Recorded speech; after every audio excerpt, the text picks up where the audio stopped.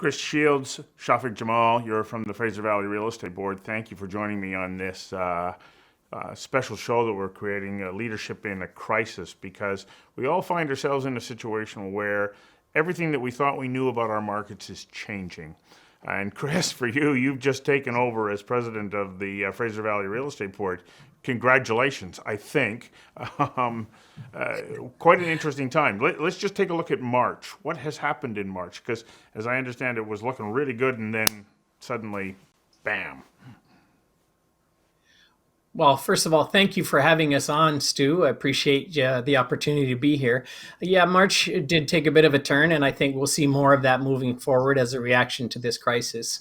But, definitely these are challenging, unusual, and unprecedented times. But realtors are pivoting and adapting because clients and prospects need us. And we are rising to the challenge of having to assist their real estate needs while keeping their safety and the public safety at the forefront. So most importantly, is there still a demand? Like, are people saying, yes, I still have a belief in the future of real estate and I want to get in? Or is there even more of a demand as people are going, there might be some really good deals to be had right now? Yeah, I'm not sure if I could answer the latter part of your question, but the former part, yeah, definitely there's still demand. There's always people that need to move at different times for various reasons. I'll give you an example, and this goes to what I was just saying, that we have to keep the client safety and the public safety at the forefront. I was listing a new property recently and went out to visit the clients yesterday and meet them at their home with the videographer, photographer, and the measuring people that measure and do a floor plan. And I just went to supervise to make sure that everyone's keeping their social distance, that we had the professionals that were entering the client's home were instructed not to touch anything. They were wearing gloves and masks. We got the clients out of the house, so they were waiting on the front lawn while this took place, so that we could produce a video tour that would permit buyers to view the property without actually entering the client's home. So we are adapting to these changing times and pivoting and trying to embrace and leverage the use of technology. So, do you anticipate during this time that you'll be doing more of that video kind of uh, tour of homes than you might have in the past because the opportunity to hold an open house um, doesn't exist at the moment? Yes, we have ceased doing open houses as a safety precaution. We are grateful to government for designating us an essential non-health related service. And as I mentioned, we're leveraging and embracing the power of technology, social media, digital tools to be the trusted advisor that our clients and protectors have come to expect from us. Hmm. So an example of that is our board, as well as other boards and the British Columbia Real Estate Association, have moved to online courses to teach our realtors how to use digital technology such as web forms and digital electronic signatures on important documents. So we are changing as a board how we're delivering instruction to our members so that they can deliver a better service to their clients and maintain as safe precautions as possible. So, Shafi, And yes, sorry, cut you sorry. off there, Chris. What I was was that? just gonna, I'm sorry. I was just going to say, as far as video tours, like personally, we've always done video tours and professional photography as a way of marketing our homes, but not every realtor has been doing that. And I think yes, you will see more of that in the future as just a better way of doing business. So, Shafik, you're responsible for communications for the Fraser Valley Real Estate Board. You have a couple of different audiences. One were going to be, buyers and sellers, and then the rest, your other audience is going to be members. Who is it most important for you to get the message out to, and what is the most important message that you have to be delivering in these uncertain times? Thanks, Stu. And as Chris said, thanks for having us on. And I think it's a combination of both audiences that we want to communicate with. Of course, we have to represent our 3,700 plus members, and we want to make sure that the members are playing their part in adhering to the rules and responsibilities and strict guidelines that have been provided by health authorities and government. and that they're practicing physical distancing, sanitizing, as Chris said, adapting to technology. But I think the other important message is to ensure that the home buying and home selling public know that the realtors of the Fraser Valley are here for them, that they are adapting to technology, that they're pivoting their business to ensure that they can continue to represent those needs and interests, especially if home buyers and sellers already have transactions in progress. We want to be able to help them see those through. So how do you get that message out to them? The social airwaves are chock-a-block full with one story after another of the consequences of this healthcare crisis. How do you get the message out to people to say, look, at real estate transactions are still underway, and if you need to buy or sell your home, you can? It's a great question, Stu, and I think the way that we are working at Fraser Valley Real Estate Board is to ensure that we're communicating through to our members and the public using all the available channels. So the difference that we're taking, or the different approach we're taking, especially on social channels, which are available to members of the public, is to ensure that we're taking government regulations, health authority advice and guidelines, and interpreting that through the lens of what realtors can and cannot do, and how they can continue to be there for the home buying and home selling public. That's definitely one channel that we're using to communicate directly with the public. And then as far as our members go, we've got a whole suite of tools and resources through which we provide them ongoing communication. So whenever there's been a government announcement, we have quickly mobilized our communications and our professional standards team, as well as our education team, to interpret, distill, analyze, and communicate to the members what those regulations mean to them and how they need to factor that into their business operations. And is it working? I was just going to add to that what Shafiq said. We have a responsibility as professionals to ensure that we are keeping ourselves informed to protect not only our clients, but each other and our profession as a whole. And some examples of that for you, Stu, our board is receiving an increase in calls and emails from our realtors with questions to ensure that they are handling various scenarios correctly and in the best interest and protection of their clients. And now more than ever, we're seeing members forming discussion groups on social media and connecting to one another to ensure that best practices are consistent. What are the most important issues that need to be addressed so that everybody's well-being is maintained, but that you can also stay active in the business of buying and selling property?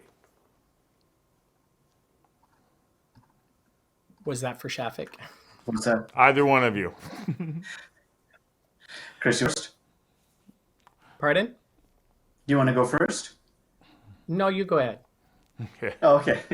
I think that, Stu, for our members, it's knowing how to interpret human regulations, health authority and guidelines. And this is the role and responsibility that we play at the Fraser Valley Real Estate Board, is to take those, ensure that we are distilling it and analyzing and communicating it to our members. Right now, what our members are concerned about is how they can continue to pivot and maintain their business operations and remain there for the home buying, selling, and public at a time when it is getting more challenging to do so, of course, because we have to maintain physical distancing guidelines, we have to practice sanitizing and related during COVID-19. However, I think that what members are looking to do is pivot their business and ensure that they can continue helping the home buying, selling, and public complete those transactions, whether it has to do with notarizing, with going through a legal documentation process, whether it's holding open house virtually and embracing using technology tools to complete that. So they're looking at all facets of their business and ensuring that they're pivoting. And then our job, as well as their job, is to ensure we're communicating to the public that they are available to help them. We are adjusting to these changing times so that we can continue to be what our clients and prospects need us to be, and that is a guide, advisor, and protector on one of the most significant transactions they will undertake in their lifetime. Okay, so we know that when we take a look at the statistics in March, it was looking pretty good. Sales year over year were up. It looked like the real estate market was starting to come back a little bit stronger than it had been, especially over the last year, sort of clearing the stress test and so on, and then this hits. What exactly do the numbers tell us about the impact initially? And then let's take a look at the way that we're seeing it now here on Friday, April the 3rd, as we record this. Chris? Well, I think, yes, we were probably on a trajectory to have a stronger spring than what we had last year. But, of course, we have to adjust to the crisis that is before us, and time will tell. I think in the coming months, we will definitely see some changes in the volume of transactions that are done. And now more than ever, clients need us to be there for them and offer the guidance and advice and protection that we are here to give. We just have to pivot, as Shafiq said, and perform our duties in the safest way we can to keep our clients' safety at the forefront. So, Shafi, you released some numbers yesterday. What did they say about March? I think it just reinforces what Chris was saying is that, we were on track to see a really healthy month and a really great entry into spring. But of course, we have seen a drop off, from the early part of March, the first or second week, and understandably so, because like we've said, our members have had to pivot. I think the most important thing now is for members to continue to be able to be there for the home buying, selling in public, to work with them while respecting the guidelines and ensuring that they're adhering to the guidelines. I think we have to see what happens. No one has a crystal ball, and we don't know how long this is going to last. But I think that first and foremost, we're all trying to flatten the curve. And I think that's important. And I know that we're hearing from our members that they're taking this very seriously. They realize that while this is impacting their business, there is a greater responsibility here for us to work collectively and cohesively to flatten the curve. And then hopefully in this process to continue to represent buyers and sellers through transactions as they need to. But I'll give you an example of a communications we sent out to members last Friday. And it was chock full of ways, methods, tools, and resources that they can use to adapt to the changing times. So whether it's using technologies like we are right now, remote video conferencing, or using FaceTime and other such tools to conduct virtual tours, as well as utilizing DocuSign as an example for conducting and finalizing the legal aspects of transactions. We're keeping our tabs very closely with the BC Law Society as well, if you will, Law Society of BC, excuse me, and ensuring that we're taking their guidelines and communicating that to our members so they know that lawyers are working through this and adapting as well, so that that can be a way through which to pivot and ensure that you're continuing to meet the needs of the home buying, selling in public at this time. Chris, what about financial institutions? How are they able to respond right at the moment? I know that in some of my dealings with even my own bank, getting through right at the moment has not been the easiest. Is this an obstacle that you have to work with, especially when you've got a buyer who needs to now finalize their mortgage arrangements? Well, that's a good question, Stu. And what we are seeing now is more than ever, our members are working in closer communication with our partnering professions, such as mortgage lenders, home inspectors, lawyers, etc. But what I really want to talk about is our clients at this time of crisis. They are as stressed as we are, if not more so. So we need to be the calm, composed voice of reason, and especially since many of the buyers and sellers have transactions that are already in progress. How's that going? Is it working? Are you able to keep people pretty calm through this process? Because it's unnerving. And there's a whole bunch of people I'm sure are asking, oh, is this the right time to be buying? Is this the right time to be selling? definitely we need to address those questions and take a closer look at each scenario as it comes up. But what I'm finding is that we're reaching out to clients more often than we normally would be and providing them the reassurance, the calm, composed voice of reason that they need to hear at this time more often than we would be. So I'm going to wrap up here with a question to both of you. What's the most innovative thing that you've come across in the business over the last couple of weeks where you go, oh yeah, that was a cool idea, way to go, and now you want to share it with others so that they can benefit from it as well? Chris, I'll Okay, start with you. one example. Okay, thank you. One example I can think of is one of our directors was sharing a story about a transaction he was involved with, where the people were unable to get out of their house and go meet with the lawyer to sign documents. And at the land title office, certain documents need to be witnessed in person; they cannot be accepted electronically. So they've made some changes at the land title office and adjusted to that so that affidavits could be signed. And because he had done all his signatures with the clients up to that point electronically, he'd never actually seen one of their signatures. So he had to go to their house and they had to hold up a document that they'd previously signed and let him video record that. And they had to show him them signing a document that the signatures matched so that he could feel comfortable to sign the affidavit. So that to me would be one of the most innovative stories I've heard of since this crisis began. Good thinking. Shafiq, do you have anything that you can add to that? Yeah, I think one of the things that we've seen some members adapt to is to, sort of help their clients go through the Marie Kondo approach and, take spring cleaning virtual, if you will, and start to kind of get your home ready, and what a great time. I know personally at home, my wife's on my case to make sure that one of our rooms is cleaned up and spick and span. And of course, I'm trying to delay that as much as I can. But joking aside, I think this, we're seeing members adapt to this and using those innovative approaches, if you will, and like Chris said, being that voice of reason and going back to buyers and sellers and working with them as much as possible to do whatever we can to find our way through this.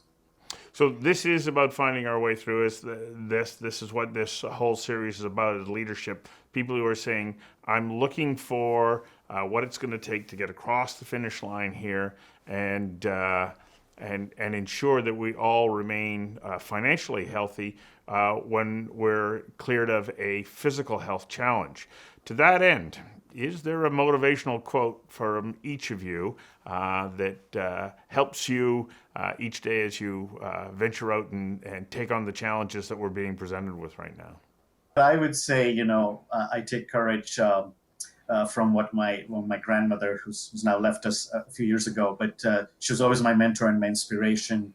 And she said, through perseverance, resilience, determination, and commitment, we will get through this. And I think that that's advice that we're giving our members. I think it's advice we're giving ourselves.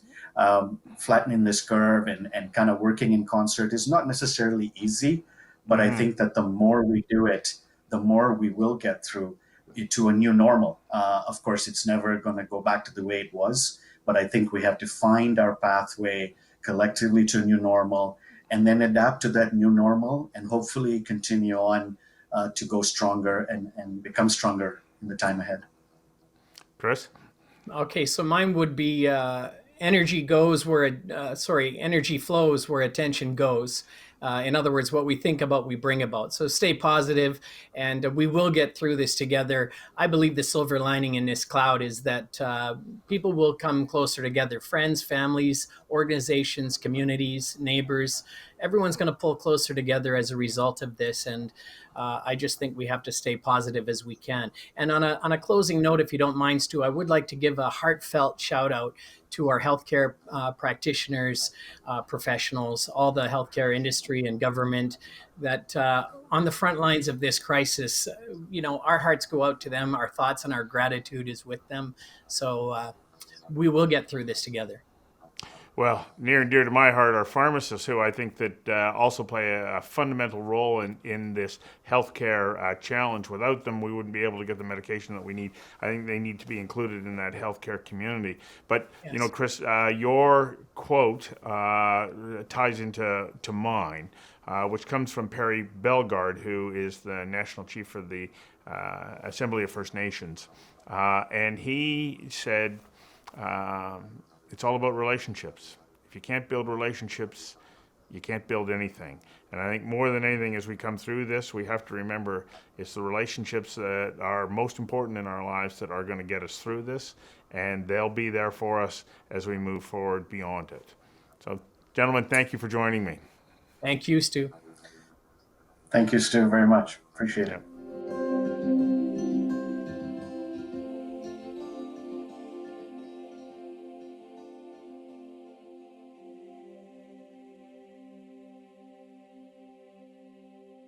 Yep.